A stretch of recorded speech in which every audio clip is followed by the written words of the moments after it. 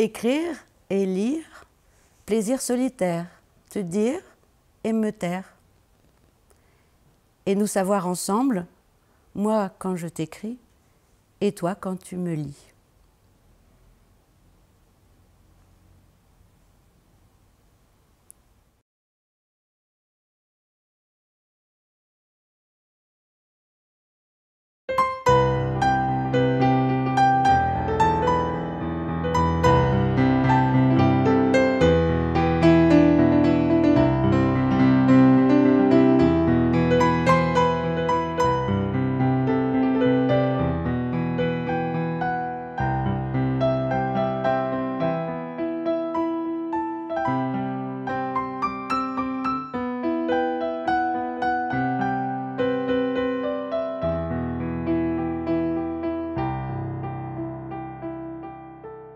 Bonjour.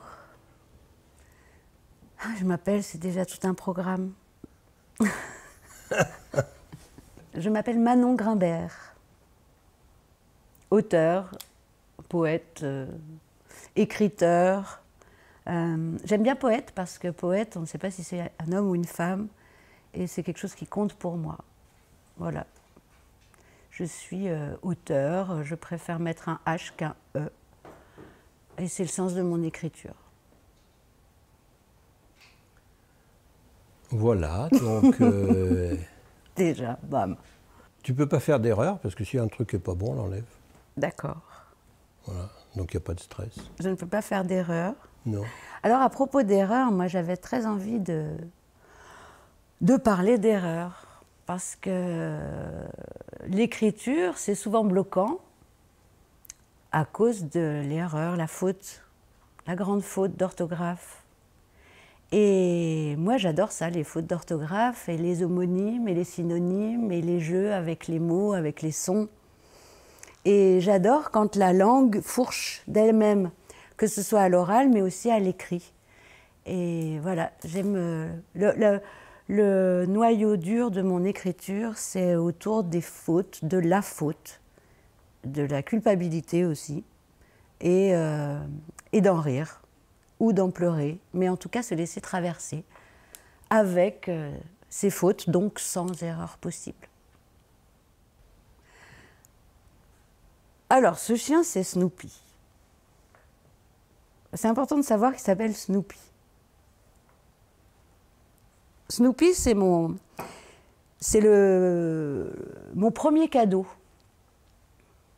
donc mon premier présent. Alors, je ne sais pas qui me l'a offert, je ne veux même pas le savoir. Je me rappelle juste qu'on m'a dit, et c'est peut-être faux, que ça aurait été mon cadeau de premier anniversaire. Et voilà, quand tu m'as proposé de venir avec un objet, j'ai pensé tout de suite à lui, ce chien, parce que, faut pas se tromper, j'adore ce chien. Mais quand même, il m'a toujours un peu intriguée. Donc, il n'a pas seulement traversé le plateau, il a traversé toute ma vie, et tous les déménagements, et tous les branle-bas de combat, et toutes les aventures. Et dès 10 ans, je crois, à l'avoir traîné en laisse dans les supermarchés et à l'école. Et voilà, et il m'intrigue parce que je me demande comment, non pas qui, mais comment on peut offrir à un enfant de 1 an un doudou aussi peu tendre.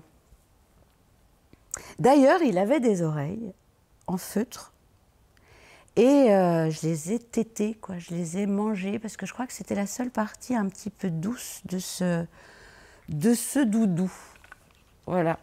Qui a vécu avec moi mes premiers pas. Donc, comme c'est mes premiers pas d'auteur, mes premiers pas d'interviewé, mes premiers pas de tout ça, et qu'il était là pour mes premiers pas d'enfant, j'étais contente de l'amener. Donc, c'est Snoopy, chien en bois, avec un mécanisme tout à fait passionnant et intéressant. Donc, comme je disais avant, il avait des pattes, comme ça, des petites pattes en plastique, des oreilles en feutrine et une queue avec un ressort, avec une boule au bout. Voilà. Alors, il représente que j'ai toujours voulu un chien. Et donc ça, c'était pas possible à la maison d'avoir un chien, donc j'avais ce chien. Je crois qu'il représente un petit peu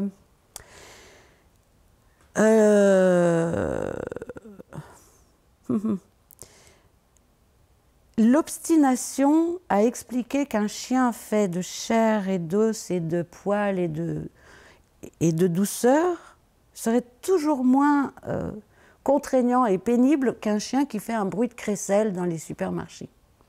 Voilà. J'ai rien compris. Que c'est toujours moins chiant d'avoir un vrai chien qu'un faux chien qui fait un bruit de crapaud. Ah oui, un faux chien, c'est plus pratique. Un faux chien, un vrai chien, c'est plus pratique qu'un faux chien. Ah, pourquoi?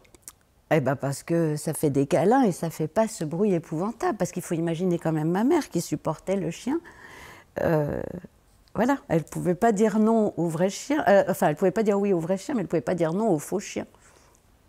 Le chien, il représente une loyauté, une fidélité, une longévité et un lien très très fort pour moi à l'enfance et à mon enfance.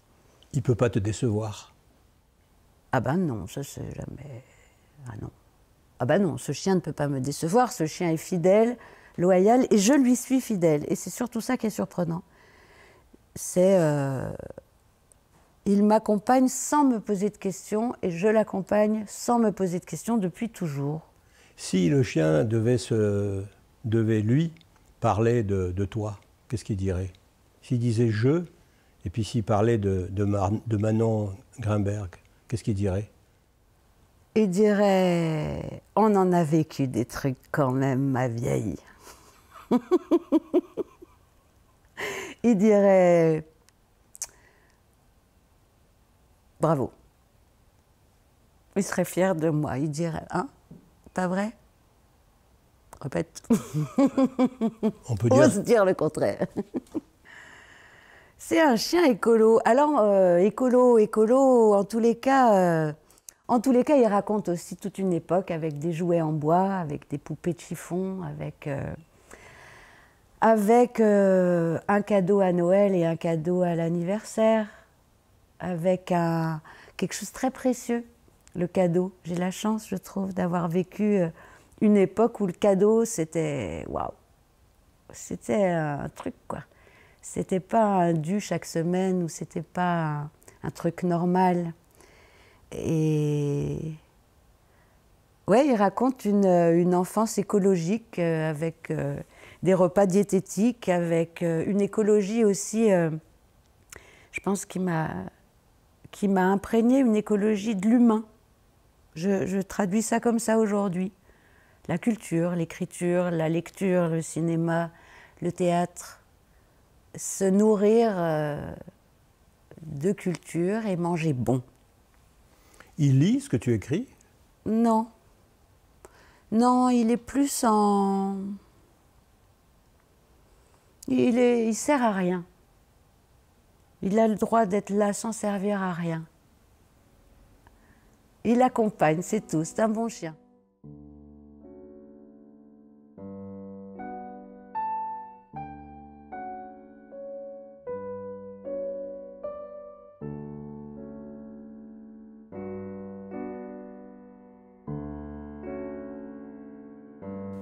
C'est vraiment un bon chien. Alors, il manque de tendresse un peu, il manque de chaleur, il manque de plein de trucs. C'est pas un bon gros nounours, on ne peut pas dormir avec ce chien, quoi. Enfin, mais il est sécurisant, il est là et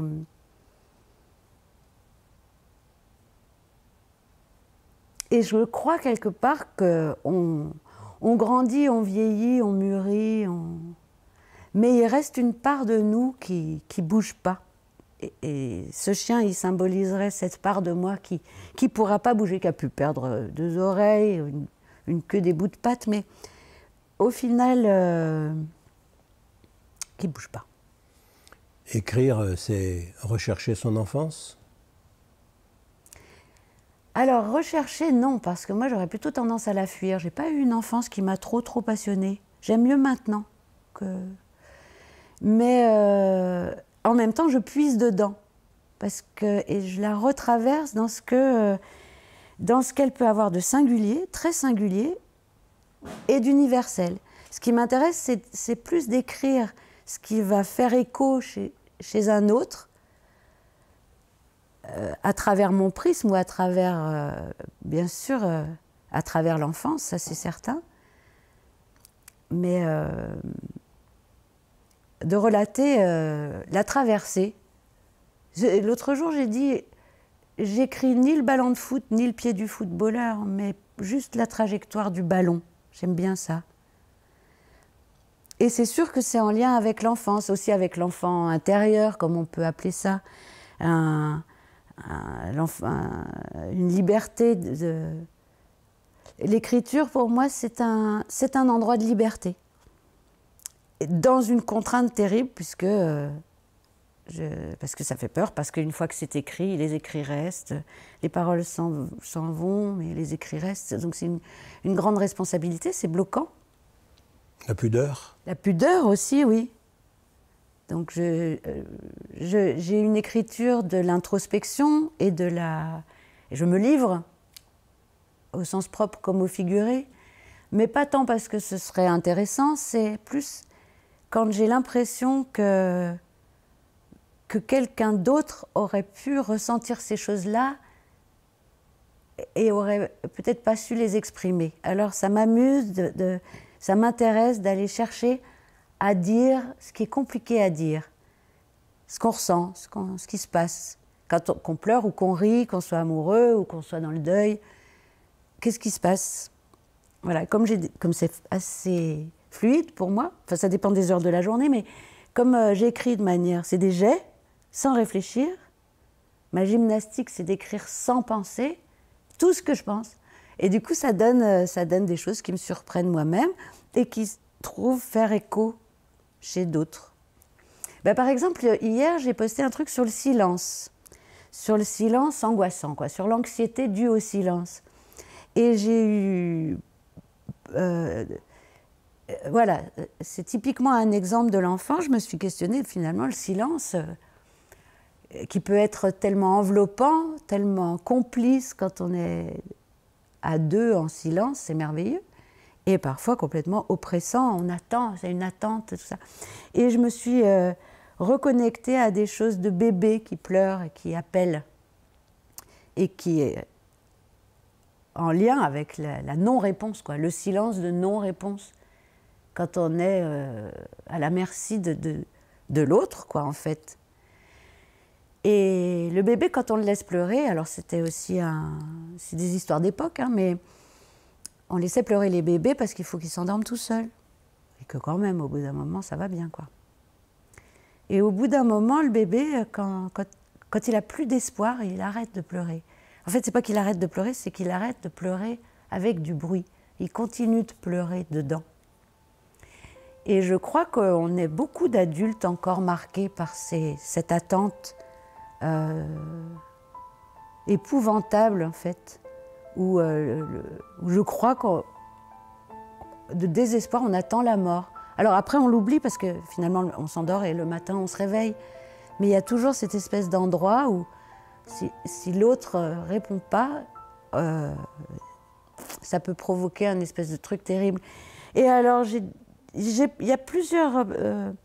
j'ai eu beaucoup de retours en privé sur ce texte que j'ai écrit là. Et c'était marrant parce que alors c'était soit oh, mais oui, mais ça j'ai tellement traversé et je comprends tellement maintenant pourquoi je supporte pas qu'on me réponde pas dans la minute sur mon SMS. Parce que maintenant on répond tout de suite, il faut répondre tout de suite. Mais le bébé, lui, il doit patienter. Mais nous, adultes, il faut qu'on réponde. Alors 1 heure, ça va. Le lendemain, ça va bien, oui. Oh. On veut pas, on veut une réponse au mail, au SMS, au Messenger, ça sonne partout, WhatsApp, tu sais plus où donner de la tête, mais il faut répondre tout de suite. Mais l'enfant, lui, le bébé, non, il doit s'endormir tout seul. Voilà, ça m'intrigue. Et en même temps, j'avais d'autres retours. Je disais, oh, mais non, mais alors là, t'as fait mieux. André Blatter, il m'écrit. Je l'ai fait chier avec mon texte. Et j'ai dit, tiens, ça m'intéresse aussi, en fait. Ah, d'abord parce que je ne savais pas qu'il aimait bien, des fois. Donc, par le « j'aime pas », j'ai su qu'il aimait bien le reste. Mais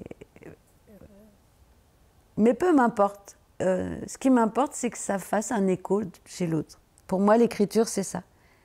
C'est écrire quelque chose qui va, comme on lance un galet, il va ricocher et tomber quelque part. Mais ça va, sans rien transformer, ça va quand même bouger quelque chose.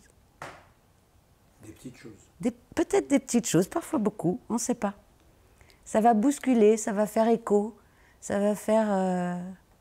Et du coup, j'adore... Ah ben là, je suis bavarde. Hein. Mais du coup, ça me permet, à moi, égoïstement, d'avoir un intérêt pour tout traverser. C'est-à-dire que ce soit de l'alarme ou du bonheur ou de la violence ou de l'incompréhension, du doute ou de l'ennui ou... Quoi qu'il m'arrive, la plus grosse des merdes, elle devient intéressante à écrire. À vivre, pas nécessairement, mais il faut bien la vivre pour pouvoir l'écrire. Du coup, est-ce que des fois, l'écriture prend la place de la vie? Ouais. Ça, c'est vrai. Et ça, c'est un problème. C'est-à-dire que dans mes grands moments d'inspiration, je suis un pirate, un vampire. Et plus c'est beau, et plus c'est de l'écrire qui est important, en fait. Et ça, c'est un peu bizarre, ça. D'autant que je suis en train de devenir une vieille fille d'écriture. C'est-à-dire que maintenant, j'écris le matin au réveil, alors que je suis encore vraiment endormie. Parce que c'est encore le moment où je ne sais vraiment pas ce que je pense. Donc c'est vraiment ce que j'écris. C'est pas intellectuel, en fait. C'est juste ce qui passe. Et du coup, ouais, il y a tout un rituel. J'aime bien que les autres ne se réveillent pas avant que j'ai fini d'écrire, quoi. Ça sort de la nuit, ça sort des émotions, des rêves? Ça sort, oui, alors il y a un rapport au rêve. J'ai toujours écrit en relation avec des rêves. Ça, c'est vrai. Beaucoup, beaucoup, beaucoup. Ou des semi-trucs comme ça. Enfin, pas tout, mais j'ai beaucoup écrit des univers de rêverie. Ça aussi, ça parle de l'enfance. Hein, c'est que j'étais toute seule quand même. Je me faisais chier, en fait. Donc quand on se fait chier, on invente des histoires. Quand on est tout seul. Et quand on n'a personne à qui parler, on écrit. Ou on lit. Voilà. Et donc, ça pourrait nous faire une phase où on pourrait parler du confinement. C'est-à-dire comment est-ce que l'auteur que tu es, cette Manon Grimberg, qui est une autre toi-même, puisque ce n'est pas ton nom de scène, ce n'est pas ton vrai nom, comment elle a vécu le premier confinement? Le premier confinement, c'était bizarre, parce qu'en réalité, l'année d'avant, je suis partie. Je suis partie de chez moi, j'ai laissé tout le monde, mes affaires, mes plantes, mes enfants, mes amis, la ville. Et je me suis tirée toute seule pour m'isoler. J'avais un vrai profond besoin de m'isoler. Ça, c'était le 1er juillet 2019. Parce que c'était lundi, donc c'était facile. Lundi 1er juillet 2019, je pars, toute seule. Ne sais quand reviendra. J'avais un gros chagrin et j'arrivais plus à savoir quoi ni comment, donc je me tire. Je voulais m'installer à Angers. Là, il m'arrive plein d'aventures, tout ça, et au final, je décide, pour des tas de raisons personnelles, de revenir à Lyon. Dans mon appartement, mais voilà, en fait, je vais le dire, pour m'occuper de ma petite fille. Parce qu'entre-temps, j'étais devenue grand-mère. Donc, ça avait du sens que je sois à Lyon pour m'occuper de ma petite fille. Et de ma fille aussi, en l'occurrence. Et l'annonce du confinement, ça a fait qu'il fallait que je retraverse l'isolement, mais sans pouvoir m'occuper de ma petite fille, et dans un appartement que je ne voulais plus habiter. Donc là, je me suis dit, humour de la vie qui t'amène à retraverser un isolement, mais là où tu ne voulais pas, en fait. Tu piges. Donc ça, c'était à partir du 1er juillet. À partir du 16 mars. Alors après, on arrive 1er juillet, je suis partie. Au premier confinement. Décembre, je suis rentrée chez moi. Oui. Mars, je trouve un travail comme relation publique dans un théâtre. Confinement. Donc, on va faire relation publique pour un théâtre en confinement. Humour. Et du coup, là, j'ai commencé à écrire humour, et puis alors, voilà. Mais je me suis dit, c'est un bon exercice. Parce que tant qu'on n'a pas accepté une situation, on la revit. Donc je me suis dit, là, c'est la deuxième épreuve, je vais y avoir... Voilà. Donc ce premier confinement, je l'ai vécu comme une belle blague de ma vie, avec cette expérience supplémentaire que, pour le coup, on vivait tous ça. Alors que quand je suis partie, j'étais toute seule à vivre que je pars ailleurs, on ne sait où. Et là, on était tous coincés. Alors, je ne me suis jamais sentie aussi peu seule. Puisque pour la première fois, on vivait tous la même chose en même temps. Du coup, j'ai commencé à écrire ça. Et puis après, j'ai attrapé... En fait, j'avais le Covid du départ. Donc, c'était pas forcément idéal. Et en même temps, super intéressant parce que c'était vraiment vivre le confinement jusqu'au bout. C'est-à-dire confiné chez moi où je ne voulais plus être, dans un appartement qui s'effondre, qui est en voie de démolition. Donc symboliquement, ça voulait dire plein de trucs. Puis alors après, y a le confinement dans les poumons, quoi. Donc là, c'est une autre. Alors le confinement dans la chambre, parce que t'es crevé. Puis le confinement dans le lit. Puis le confinement dans le corps. Puis là, j'ai lâché l'affaire. Là, c'était vraiment dur, parce que c'est le confinement. Là, t'es tout seul, en fait. J'étais d'accord pour mourir, quoi, vraiment. Et ce qui est curieux, c'est que autant j'ai plus mangé, je suis plus allée faire pipi, je me suis plus lavée, pendant au moins 5 jours, prise par la fièvre et tout ça. Mais j'ai continué d'écrire, ce qui fait qu'en fait, je me suis lue après. C'est comme ça que j'ai su combien de temps ça avait duré. Je me suis lue, alors c'est un peu perché, quoi, c'est barré. Mais c'est l'écriture avec la fièvre. Et j'ai rien voulu retoucher. Donc ça a donné un recueil de textes qui s'arrête. Mon confinement à moi, il s'arrête quand j'ai retrouvé la respiration. Donc, du coup, je ne sais même plus les dates après, quand est-ce qu'on a été déconfiné, reconfiné ou je ne sais pas quoi. Parce que moi, ça m'a fait, je respire et je suis vivante. Et en fait, c'est génial. C'est juste génial. Donc voilà, le premier confinement, c'était ça. Premier confinement, c'est juste génial. C'était, être avec les autres, puisque tout le monde est confiné. Et puis ensuite, avec la maladie, oui. Un confinement intérieur à l'intérieur du confinement général. Équilibre. En fait, ça m'a montré comme tout est vrai dans tout et inversement. On peut être tout seul à vivre en même temps la même chose, du coup, on n'est pas seul. Et en même temps, on peut être vraiment, vraiment seul. En fait, on peut toujours être encore un peu plus seul, quoi, encore un peu plus confiné. Et puis, il y a un moment, dans la tête, ça se reconnecte avec tout le monde. Mais t'es l'étoile, t'es l'arbre, t'es plus tout seul. Du tout, ça va super. Je sais pas, c'est étonnant.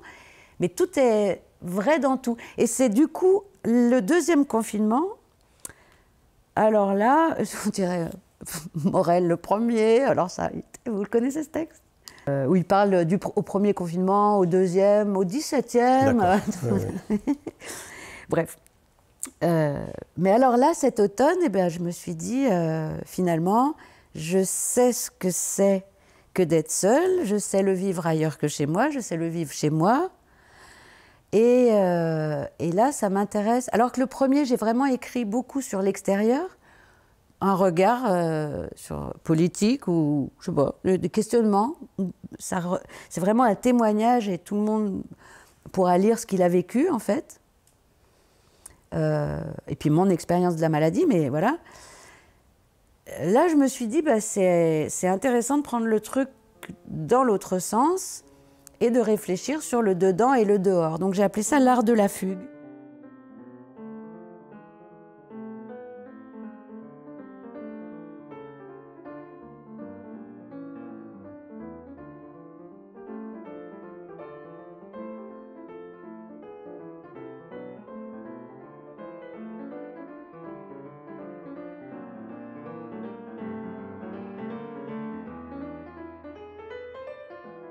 Mais parce que du coup, on peut s'évader à l'intérieur de soi. La poésie permet de s'évader. Et voilà, je suis partie sur cette idée-là. Donc, ce deuxième confinement, je le prends comme un exercice d'écriture, comme une opportunité d'écriture et de travailler sur la fugue. Fuguer. Sortir de soi. Sortir de soi. Donc, se livrer aussi. S'exprimer suffisamment pour que l'intériorisation soit effective en fait et qu'elle fabrique un résultat. Mais en même temps, on se centre, tu te centres sur toi-même. Oui. Oui, parce que justement, je pense qu'en se centrant sur le reste du monde, un peu comme le petit est dans le tout est dans le petit. En se centrant sur le monde, on peut comprendre des choses sur soi. Et en se centrant sur soi, on peut comprendre des choses sur le monde. Et c'est ce que j'appelle l'écologie avec soi-même. Être dans un rapport de se savoir parmi, singulier, mais parmi, donc pareil. Alors, comment dire? Je crois que tout est possiblement impactant pour moi. C'est-à-dire que tout ce qui se joue me semble important. Mais après, je peux faire des focus sur les choses. J'ai fait un focus sur le point de vue d'une caissière qui regarde le monde. J'ai fait le focus de plein de gens. Donc ça, c'était avec mon texte, le journal de caisse. Avec le deuxième, qui s'appelle le manuel des petites misères et des gros chagrins, j'ai fait l'inverse. C'est-à-dire que c'est plein de gens qui répondent à un focus d'une seule question. La question étant, qu'est-ce que tu fais, toi, quand ça ne va pas dans la vie, quand tu as un gros chagrin? Donc, c'est des histoires de point de vue, de focus. Bon. Par rapport à l'écologie en elle-même, en fait, j'essaye de ne pas rentrer dans les débats politiques parce que ce qui m'intéresse, c'est l'universalité. Ce n'est pas le débat. C'est poser quelque chose avec un « je », qui n'est d'ailleurs pas nécessairement moi, mais qui dit « je ne peux pas me tromper puisque ce que je dis, c'est ce que je ressens ». Donc, je crois que j'aime pas les débats. Mais par contre, les points de vue, les regards, faux, juste, tordus, dans le doute, tout ça, ça me passionne parce que ça raconte un truc d'humain. Et les humains, pour moi, ce sont des planètes. On est des planètes, avec des systèmes. On se tourne autour. Donc je vois à travers l'humain une relation, non pas profonde, mais intrinsèque avec la nature. Et du coup, pour moi, c'est un faux débat, en fait. Ne pas prendre soin de soi, c'est pas prendre soin de la planète. Pas prendre soin de la planète, c'est pas prendre soin de soi. Et c'est impensable, enfin ça me semble complètement sans sens de croire qu'on peut exploiter une planète, qu'on peut exploiter des gens, et que ça n'a pas un terme un jour. Donc pour moi, la relation à l'écologie, à la Terre, comme je ne peux pas y faire grand-chose, à part refuser de jouer à des faux trucs, là je vais parler politique, mais je ne veux pas qu'on me prenne pour une conne, en fait. Donc la culpabilité écologique qui nous fait faire des espèces de machins, tout ça pour enlever des emplois. Je pense au tri du verre, par exemple, où je suis fondamentalement contre le tri. Je vais choquer des gens, mais je suis contre le tri, en réalité, vraiment. Parce que ce n'est pas écologique pour les humains. Ce n'est pas écologique pour la Terre non plus, en fait. C'est de la bonne conscience et c'est du capitalisme, pur et dur. C'est fabriquer du rien avec du rien pour rien. Donc voilà, entre autres. Je peux développer si tu veux, mais ça peut faire l'objet d'une... Je peux parler longtemps là-dessus, quoi. Mais pourquoi c'est négatif? Pourquoi c'est anti-écologique de faire du tri? Alors, avant, il n'y avait pas de tri. D'accord? On va dire, au temps de ce chien, quand il avait encore ses belles oreilles, il n'y avait pas de tri. Il y avait des composts dans les jardins, il y avait très peu d'emballage dans les articles qu'on achetait, puisqu'on achetait en vrac ou au marché. On avait une poubelle et puis on avait une cheminée pour brûler les trucs. Ce qui fait qu'en fait, on avait relativement peu de poubelles. Un, parce qu'on en fabriquait moins. Deux, parce qu'on avait les endroits pour nous les... on a un problème. S'il y a tri, c'est qu'il y a emballage. Voilà, s'il n'y avait pas emballage. S'il y a tri, c'est qu'il y a société industrielle. Absolument. Maintenant, il y a que dans cette époque-là, il y avait aussi des emplois. Il y avait le mec qui mettait de l'essence dans la pompe, il y avait le mec qui triait, il y avait le mec qui ramassait la poubelle. Et il y avait plein d'emplois pour des gens qui ne parlent pas la langue du pays et qui travaillaient à trier la poubelle, qui aujourd'hui se retrouvent à ne pas parler plus, à ne pas avoir plus de papier, à ne pas avoir plus de machin, mais pas avoir le petit job qui fait qu'il a la dignité de gagner son argent. Donc, en enlevant le poste de tri de plein de gens qui arrivaient dignes dans leur capacité à prendre soin d'eux et à travailler, on leur a enlevé une part de dignité. D'accord? Tout ça pour faire des économies. Maintenant, on se retrouve à ce que les gens, c'est pratique, fassent le tri.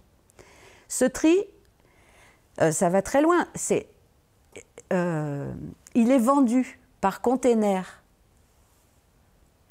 Alors, ça devient un bien. La poubelle devient un produit vendu. Et si ce n'est pas bien trié, ça va être rejeté. Donc celui qui a fait l'entreprise, il va perdre de son produit. C'est pour ça qu'il faut qu'on trie bien. Parce qu'après, tout ça, c'est vendu pour aller sur une île, parce qu'on ne sait pas quoi en foutre. Donc, on va se débarrasser. Alors, on a des plages entières en Indonésie, en je ne sais pas où, des îles dans la mer, de bouteilles de recyclées grâce à nous. Je refuse absolument. Je suis désolée, ils vont payer le tri, ils vont se démerder, en fait, et j'achète pas de bouteilles en plastique. Je suis contre le tri. Le verre, c'est pareil. C'est la culpabilité. Grâce à votre verre, nous allons financer les recherches pour le cancer. Enfin, la piscine du mec. Qu'on soit bien d'accord, en fait. Enfin, je trouve tout ça absolument aberrant, absurde, et encore pire, pervers, parce que c'est sous couvert d'une bonne conscience. Alors, on ne va pas me faire chier pour... J'ai appris l'été dernier, je ne suis pas remise encore, que les cotons-tiges allaient être interdits, parce que le coton-tige, il tue les baleines. Je pense que si le coton-tige se trouve à tuer une baleine, c'est qu'on a un problème de gestion du déchet. Ce n'est pas un problème de coton-tige. Résultat des courses, pour rigoler, dans ma famille, j'ai acheté à tout le monde un coton-tige universel, là. Ah bah dis donc, il a fait 3 fois le tour de la planète pour arriver avant chez moi, et après Noël, parce parce qu'il était fabriqué en Chine, qu'il est passé d'abord par le Canada, enfin bon, comme mon jean, quoi. Donc faut arrêter le délire. On se trompe de sujet. Donc le coton-tige, je dis, avant qu'on m'empêche d'acheter un coton-tige et de me gratter l'oreille parce que ça fait trop bien après la douche, j'aimerais bien qu'ils enlèvent la clim à Dubaï, non? Parce que je pense que mon coton-tige, il ne va pas changer la face du monde. Alors c'est une question que je t'envoie, et que j'envoie doublement. Je l'envoie à l'auteur, Manon Grimbert. Qu'est-ce qu'elle fait quand ça ne va pas? Eh bien, c'est le seul truc qu'elle fait pareil que toutes les mois qu'on plaint de non, elle écrit. Donc en fait, il n'y a jamais quand ça ne va pas, parce que même quand elle est au fond du trou, qu'elle pleure, elle est en train d'écrire et donc ça va. Est-ce que ça va pas, le ça va pas aide à écrire? Non. J'ai cru longtemps que, comme ça n'allait pas, en fait, j'écrivais beaucoup que ça n'allait pas. Mais est-ce que le bonheur est littéraire? Alors le bonheur, ouais, il écrit autre chose, il écrit une autre poésie, il écrit autre chose, et c'est vraiment super intéressant. Donc non, c'est pas le malheur qui fait écrire, c'est écrire qui fait écrire. Et l'angoisse? L'angoisse, elle est intéressante à écrire aussi, super intéressante. Mais ce que j'aime par-dessus tout maintenant, c'est écrire le bonheur. J'ai pas suffisamment écrit le bonheur et je suis d'accord pour ça.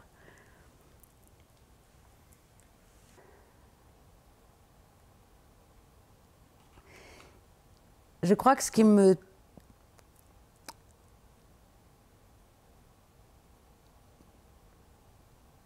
Aujourd'hui, j'écris quoi qu'il arrive. J'écris le matin, j'écris le soir, j'écris quand je parle, j'écris quand je vis. J'écris tout le temps. Et je n'écris ni pour moi, ni vraiment pour les autres. J'écris parce que pour moi, c'est vivre. Alors après, par contre, quand je sens que ça fait du bien, ou que ça fait écho, que ça réverbe, alors j'ai encore plus envie d'écrire.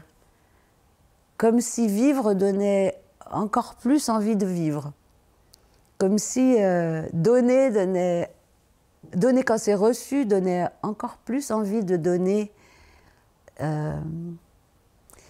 Et les plus beaux retours qu'on ait pu me faire, c'est depuis que je te lis, j'ai envie d'écrire. Ou bien je faisais des fautes et je ne m'autorisais pas, mais je vois qu'on peut écrire en faisant des fautes d'orthographe. Ou bien j'ai jamais aimé lire, mais toi c'est pas pareil.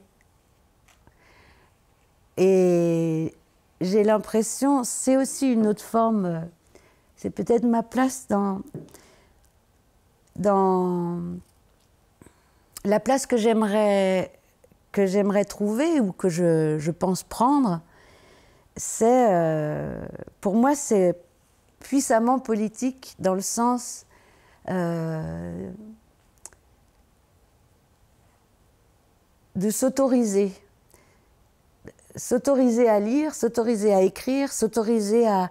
Et quand on arrive à donner envie de le faire plutôt que fabriquer une sorte de complexe, alors pour moi c'est gagné. Ça veut dire qu'on est ensemble. Et le travail d'écriture ou de lecture, c'est des plaisirs solitaires en soi. Et moi ce que j'aime, c'est que du coup, non, c'est un vrai partage, c'est un échange. C'est aussi la raison pour laquelle j'apprécie d'écrire en direct. C'est un exercice difficile. J'écris en direct sur Facebook. Donc sans filet et dans la proximité, dans le jet, dans le vivant, quoi. Voilà.